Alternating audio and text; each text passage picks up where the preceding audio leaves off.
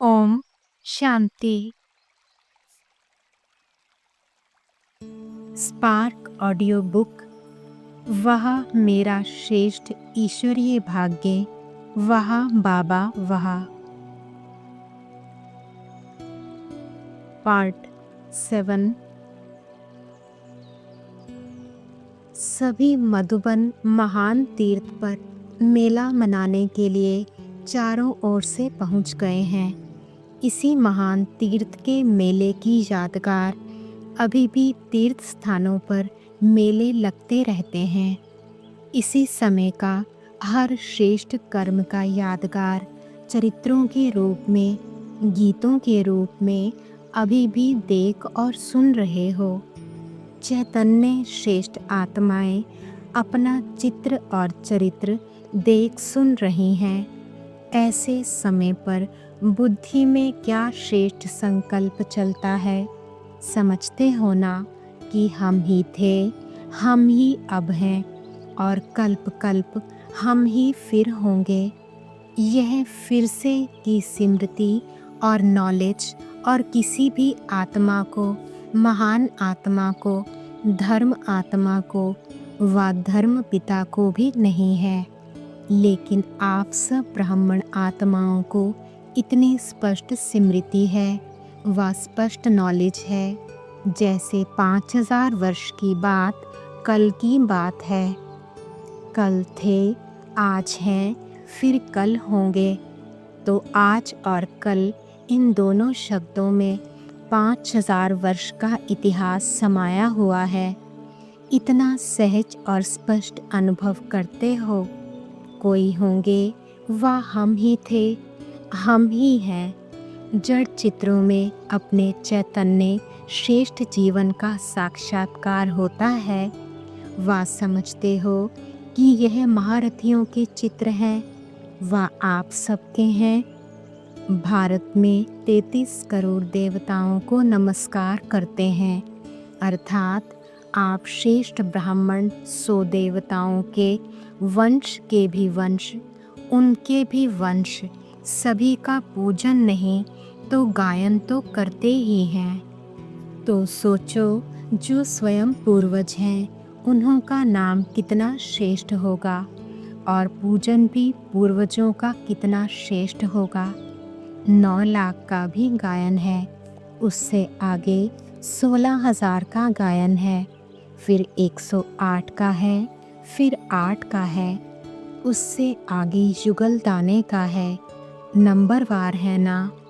गायन तो सभी का है, क्योंकि जो भाग्य विधाता बाप के बच्चे बने, इस भाग्य के कारण उन्हों का गायन और पूजन दोनों होता है। अव्यक्त मुरली 30 अप्रैल 83।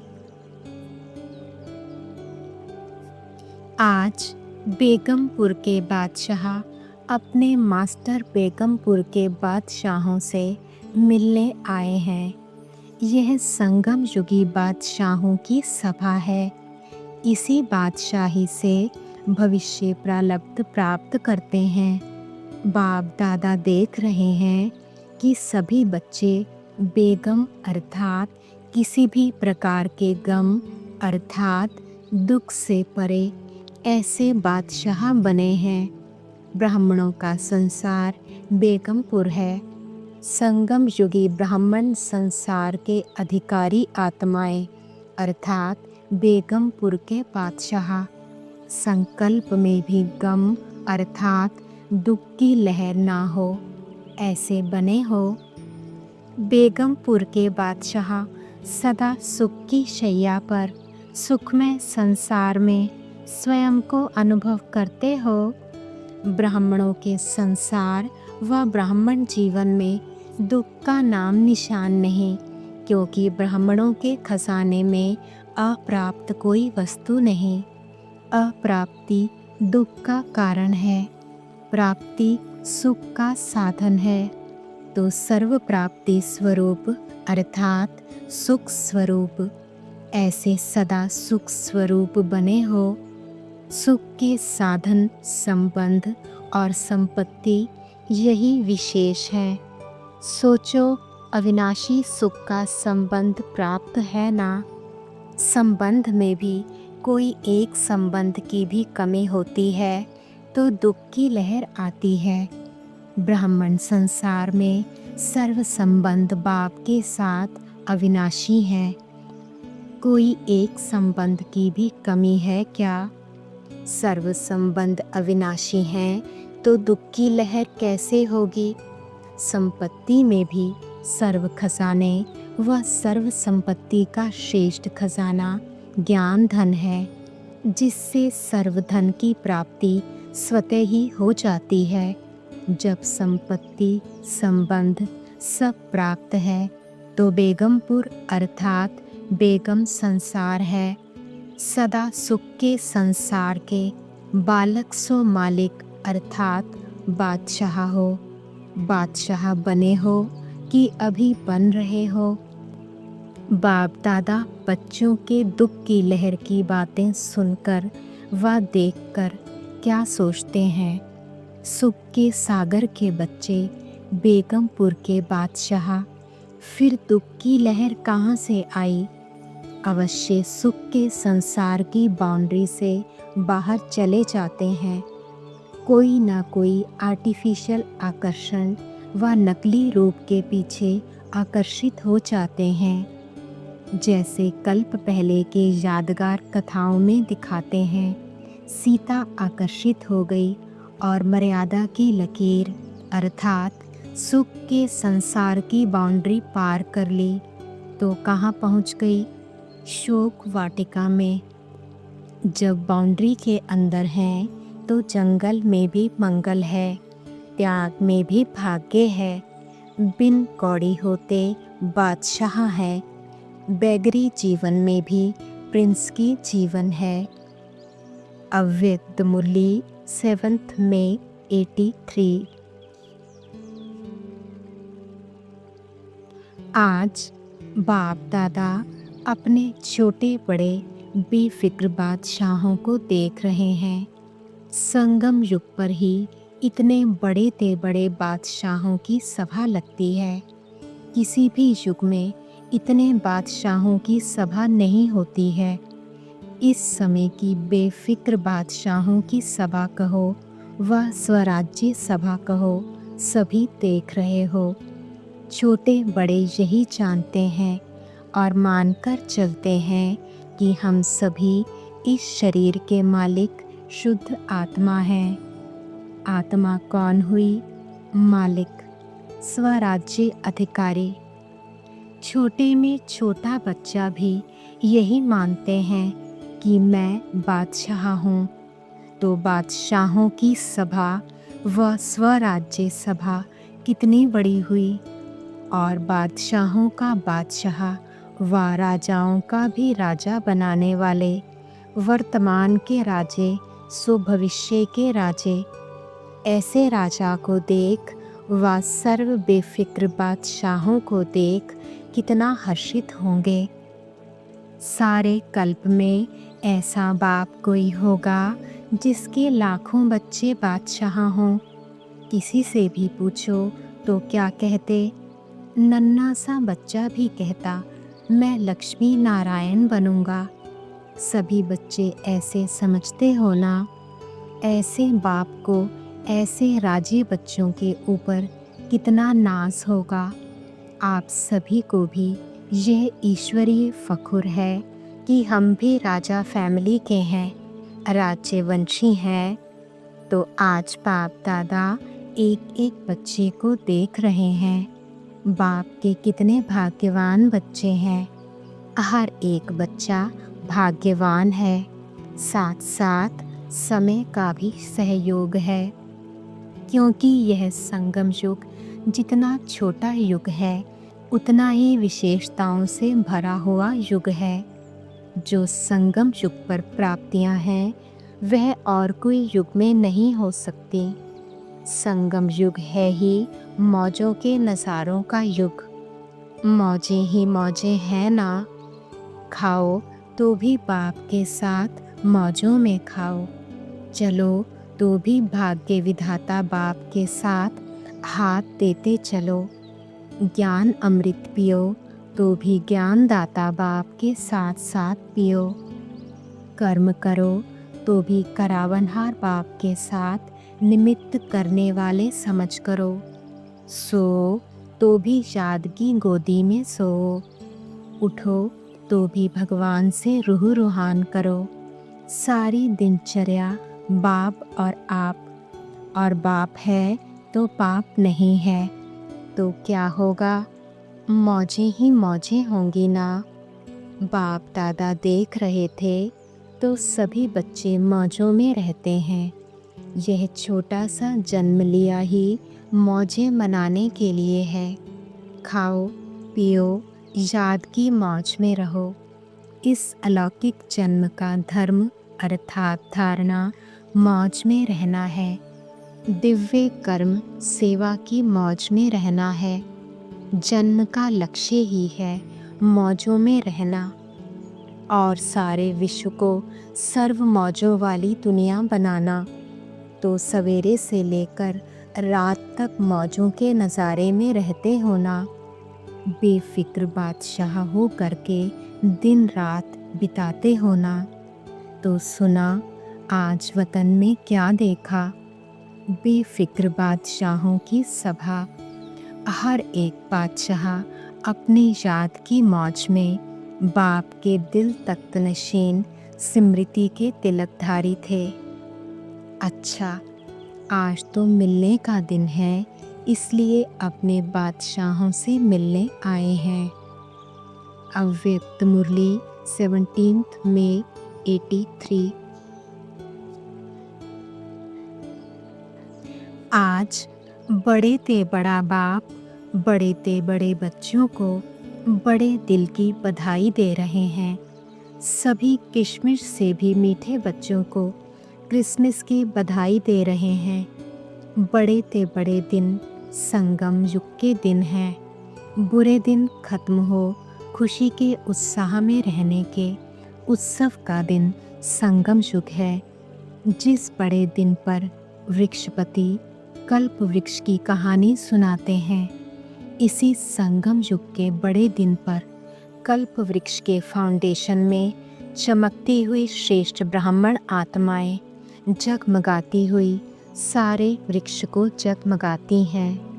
लकी सितारे, लवली सितारे वृक्ष को अति सुंदर बना देते हैं। वृक्ष के डेकोरेशन चैतन्य जगमगाते सितारे हैं। वृक्ष में वाइट और लाइट फरिश्ते चमकते हुए वृक्ष को चमकाते हैं। इसी का यादगार आज के दिन क्रिसमस ट्री के रूप में सजाते हैं। संगम के बड़े दिन में, उत्साह के उत्सव के दिन में रात को दिन बना देते हैं, अंधकार को रोशनी में बदल लेते हैं। ब्राह्मण परिवार संगम के बड़े दिन पर मिलकर आत्मा का भोजन, ब्रह्मा भोजन प्यार से खाते हैं। इसलिए यादगार रूप में भी सपरिवार मिलकर खाते पीते मौज मनाते हैं। सारे कल्प में मौज मनाने का दिन व मौजों का युग संगम युग है। जिस संगम युग में जितना चाहें दिल भरकर मौज मना सकते हैं। ज्ञान अमृत का नशा लवलीन बना देता है। इस रूहानी नशे का अनुभव विशेष बड़े दिन पर करते हैं। संगम युग के ब्रह्म मुहूर्त में अमृत वेले में श्रेष्ठ जन्म की आँख खोली और क्या मिला? कितनी सौगातें मिली। आँख खोली, बूढ़ा बाबा देखा, सफ़ेद सफ़ेद बाबा देखा। सफ़ेद में लाल देखा ना? कौन देखा? शांति करता बाप देखा। कितनी सौगातें दी, इतनी सौगातें दी जो जन्म जन्म उन सौगातों से ही पलते रहेंगे। कुछ खरीद नहीं करना पड़ेगा। सबसे बड़ी ते बड़ी सौगात, हीरे से भी मूल्यवान स्नेह का कंगन, ईश्वरीय जादू का कंगन दिया, जिस द्वारा जो चाहे जब चाहो संकल्प से आवाहन किया और प्राप्त हुआ। अप्राप्त कोई वस्तु नहीं ब्राह्मणों के खजाने में। ऐसी सौगात आँख खोलते ही सभी बच्चों को मिली। सबको मिली है ना, कोई रह तो नहीं गया ना। यह है बड़े दिन का महत्व। फर्स्ट ब्राह्मण आत्माओं का यादगार, लास्ट धर्म तक भी निशानी अब तक चली आ रही है, क्योंकि आप ब्राह्मण श्रेष्ठ आत्माएं सारे वृक्ष के फाउंडेशन हो। सर्व आत्माओं के दादे परदादे तो आप ही हो ना। आपकी यह शाखाएं हैं। वृक्ष का फाउंडेशन आप बड़े ते बड़े ब्राह्मण हो। इसलिए हर धर्म की आत्माएं किसी न किसी रूप में आप आत्माओं को और आपके संगम युगी रीति रस्म को अभी तक भी मनाते रहते हैं। ऐसी परंपरा की पूज्य आत्माएं हो। परम आत्मा से भी डबल पूज्य आप हो। ऐसे स्वयं को बड़े ते बड़े, श्रेष्ठ ते श्रेष्ठ समझते हुए मौजों के दिन मना रहे हो ना। मनाने के दिन कितने थोड़े से हैं। कल्प के हिसाब से एक ही बड़ा दिन खूब मनाओ, खुशी में नाचो, ब्रह्मा भोजन खाओ और खुशी के गीत गाओ। और कोई फिक्र है क्या? बेफिक्र बादशाह सारा दिन क्या करते हैं? मौज मनाते हैं ना। मन की मौज मनाओ। हद के दिन की मौज नहीं मनाना। बेहद के दिन की, बेहद के बेगम की मौज मनाओ। समझा? ब्राह्मण संसार में आए हो किस लिए? मौज मनाने के लिए। अच्छा। अव्यक्त मुरली 25 दिसंबर 83। कितने तकदीरवान हो जो कहाँ कहाँ की डाली को एक वृक्ष बना दिया। अभी सभी अपने को एक ही वृक्ष के समझते हो ना। सभी एक ही चंदन का वृक्ष बन गए। पहले कौन कौन सी लकड़ी थे, अभी चंदन के वृक्ष की लकड़ी हो गए। चंदन खुशबू देता है। सच्चे चंदन की कितनी वैल्यू होती है और सब कितना प्यार से चंदन को साथ में रखते हैं। ऐसे चंदन के समान खुशबू देने वाली श्रेष्ठ आत्माओं को बाप भी सदा साथ रखते हैं। एक बाप साथ रखते, दूसरा विश्व के आगे अमूल्य रत्न है। अभी विश्व नहीं जानती, आगे चल कितनी ऊंची नज़र से देखेंगे। जैसे सितारों को ऊंची नज़र से देखते हैं, ऐसे आप ज्ञान सितारों को देखेंगे। वैल्यूएबल हो गए ना। सिर्फ चंदन के वृक्ष में आ गए, भगवान के साथी बन गए तो सदा अपने को बाप के साथ रहने वाली नामी ग्रामी आत्माएं समझते हो ना। कितनी नामी ग्रामी हो जो आज तक भी जड़ चित्रों द्वारा गाए और पूजे जाते हो। सारा कल्प भी नामी ग्रामी हो। घर बैठे पद्मा पदम भाग्यवान बन गए हो ना। तकदीर आपके पास पहुंच गई। आप तकदीर के पीछे नहीं गए, लेकिन तकदीर आपके घर पहुंच गई। ऐसे तकदीरवान और कोई हो सकता है? जीवन ही श्रेष्ठ बन गई। जीवन घंटे 2 घंटे की नहीं होती, जीवन सदा है। योगी नहीं बने, लेकिन योगी जीवन वाले बन गए। योगी जीवन अर्थात निरंतर के योगी। जो निरंतर योगी होंगे, उनकी खाते पीते, चलते फिरते बाप और मैं श्रेष्ठ आत्मा यही स्मृति रहेगी। जैसा बाप वैसा बच्चा। जो बाप के गुण, जो बाप का कार्य, वह बच्चों का। इसको कहा जाता है योगी जीवन। ऐसे योगी जो सदा एक लगन में मगन रहते हैं, वही सदा हर्षित रह सकते हैं। मन का हर्ष तन पर भी आता है, जब है ही सर्व प्राप्ति स्वरूप। जहाँ सर्व प्राप्ति है वहाँ हर्ष होगा ना, दुख का नाम निशान नहीं, सदा सुख स्वरूप अर्थात सदा हर्षित, जरा भी दुख के संसार की आकर्षण नहीं। अव्यक्त मुरली 27 दिसंबर 83।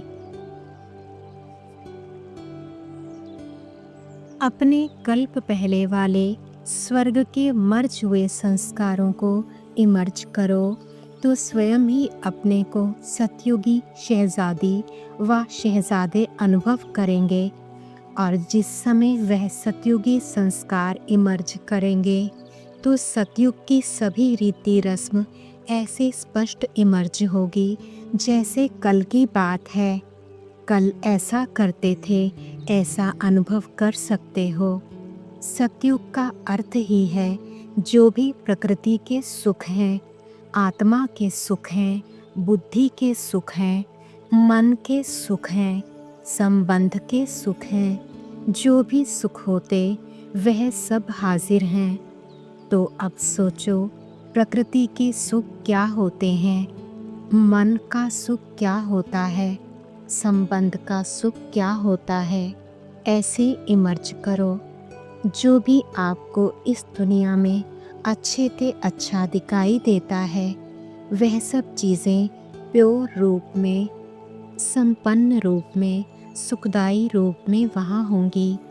चाहे धन कहो, मन कहो, मौसम कहो, सब प्राप्ति तो श्रेष्ठ ते श्रेष्ठ है। उसको भी सतयुग कहा जाता है।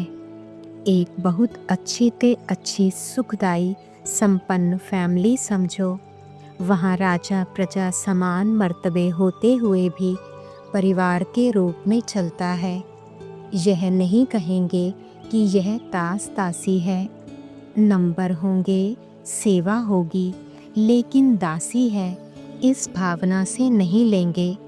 जैसे परिवार के सब संबंध खुश मिजाज, सुखी परिवार, समर्थ परिवार, जो भी श्रेष्ठता है वह सब है। दुकानों में भी खरीदारी करेंगे तो हिसाब किताब से नहीं, परिवार की लेन देन के हिसाब से कुछ देंगे कुछ लेंगे। गिफ्ट ही समझो। जैसे परिवार में नियम होता है, किसके पास ज़्यादा चीज़ होती है तो सभी को बांटते हैं, हिसाब किताब की रीति से नहीं। कारोबार चलाने के लिए कोई को कोई ड्यूटी मिली हुई है, कोई को कोई।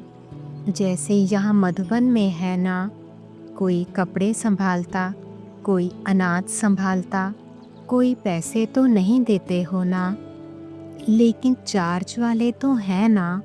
ऐसे वहाँ भी होंगे। सब चीज़ें अथाह हैं, इसलिए जी हाजिर। कमी तो है ही नहीं। जितना चाहिए, जैसा चाहिए वह लो। सिर्फ बिजी रहने का यह एक साधन है, वह भी खेल पाल है।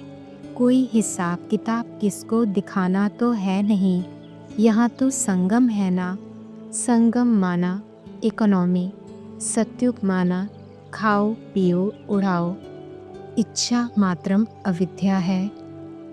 जहाँ इच्छा होती वहाँ हिसाब किताब करना होता। इच्छा के कारण ही नीचे ऊपर होता है। वहाँ इच्छा भी नहीं, कमी भी नहीं, सर्व प्राप्ति है और संपन्न भी है, तो बाकी और क्या चाहिए। ऐसे नहीं, अच्छी चीज़ लगती तो ज़्यादा ले ली। भरपूर होंगे, दिल भरी हुई होगी। सतयुग में तो जाना ही है ना। प्रकृति सब सेवा करेगी। सतयुग में बाबा तो नहीं होंगे, ब्रह्मा बाप तो साथ ही होंगे। शिव बाबा ऊपर क्या करेंगे, बच्चों का खेल देखते रहेंगे। कोई तो साक्षी भी होना। न्यारा तो न्यारा ही रहेगा ना। प्यारा रहेगा, लेकिन न्यारा रह करके प्यारा रहेगा। प्यारे का खेल तो अभी कर रहे हैं ना। सतयुग में न्यारापन ही अच्छा है।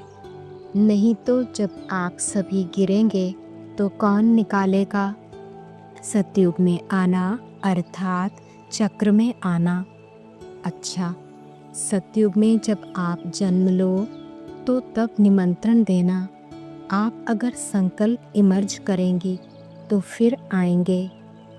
बाप दादा को स्वर्ग की बातों में आप आकर्षण कर रहे हो। अच्छा, इतने तो वैभव होंगे जो सब खा भी नहीं सकेंगे, सिर्फ देखते रहेंगे। अच्छा, अव्यक्त मुरली 14 जनवरी 84। सदा अपने को श्रेष्ठ भाग्यवान समझते हो। भाग्य में क्या मिला? भगवान ही भाग्य में मिल गया। स्वयं भाग्य विधाता भाग्य में मिल गया। इससे बड़ा भाग्य और क्या हो सकता है? तो सदा ये खुशी रहती है कि विश्व में सबसे बड़े ते बड़े भाग्यवान हम आत्माएं हैं। हम नहीं, हम आत्माएं। आत्माएं कहेंगे तो कभी भी उल्टा नशा नहीं आएगा। देही अभिमानी बनने में श्रेष्ठ नशा ईश्वरीय नशा रहेगा। भाग्यवान आत्माएं हैं जिन्हों के भाग्य का अब भी गायन हो रहा है। भागवत आपके भाग्य का यादगार है। ऐसा अविनाशी भाग्य जो अब तक भी गायन होता है। इसी खुशी में सदा आगे बढ़ते रहो। कुमारियाँ तो निर्बंधन, तन से भी निर्बंधन, मन से भी निर्बंधन, ऐसे निर्बंधन ही उड़ती कला का अनुभव कर सकते हैं। अच्छा, अव्यक्त मुरली 14 जनवरी 84। अभी आप निमंत्रण देते हो, बुलाते हो, फिर आपसे सेकंड के मिलने के लिए बहुत मेहनत करेंगे कि हमें मिलने दो। ऐसा साक्षात साक्षात्कार स्वरूप आप सभी का होगा। ऐसे समय पर अपनी श्रेष्ठ जीवन और श्रेष्ठ प्राप्ति का महत्व आप बच्चों में से भी उस समय ज़्यादा पहचानेंगे। अभी अलबेलापन और साधारणतापन के कारण अपनी श्रेष्ठता और विशेषता को भूल भी जाते हो। लेकिन जब अप्राप्ति वाली आत्माएं प्राप्ति के प्यास से आपके सामने आएंगे तब ज़्यादा अनुभव करेंगे कि हम कौन और यह कौन। अभी बाप दादा द्वारा सहज और बहुत खजाना मिलने के कारण कभी कभी स्वयं की और खजाने की वैल्यू को साधारण समझ लेते हो। लेकिन एक एक महावाक्य, एक एक सेकंड, एक एक ब्राह्मण जीवन का श्वास कितना श्रेष्ठ है, वह आगे चल ज़्यादा अनुभव करेंगे। ब्राह्मण जीवन का हर सेकंड एक जन्म नहीं, लेकिन जन्म जन्म की प्रारब्ध बनाने वाला है। सेकंड गया अर्थात अनेक जन्मों की प्रारब्ध गई। ऐसी अमूल्य जीवन वाली श्रेष्ठ आत्माएं हो, ऐसी श्रेष्ठ तकदीरवान विशेष आत्माएं हो। समझा कौन हो? ऐसे श्रेष्ठ बच्चों से बाप मिलने आए हैं। अव्यक्त मुरली 18 फरवरी 84। ओम शांति।